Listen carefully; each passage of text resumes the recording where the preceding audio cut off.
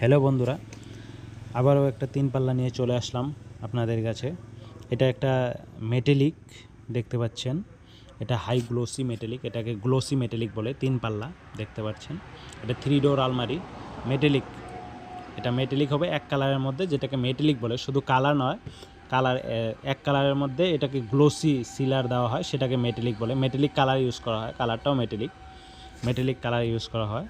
এটা একটা ড্রয়ার আছে ভিতরে, এই দেখুন ড্রয়ারটা, এর ভিতরে এমনটা হবে। এই পাশে এক পাল্লা আছে, এই দেখুন, এই যে এক পাল্লা।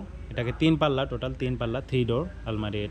এটা রেটটা একটু কম হবে, রেট কম অনুযায়ী এটা অনেক ভালো মাল মেটালিক। দেখতে পাচ্ছেন এই যে মেটালিক মালটা, কালারটা খুব স্ট্যান্ডার্ড কালার, আর রুমের মধ্যে খুব ভালো লাগবে এই কালারটা। মেটালিক হোয়াইট বডির মধ্যে এই মেটালিক কালারটা হয়ে যাবে। ভিতরেও মেটালিক পেয়ে যাবেন, ভিতরে নর্মাল নেই, মেটালিক আছে এই সেম কালারেরই।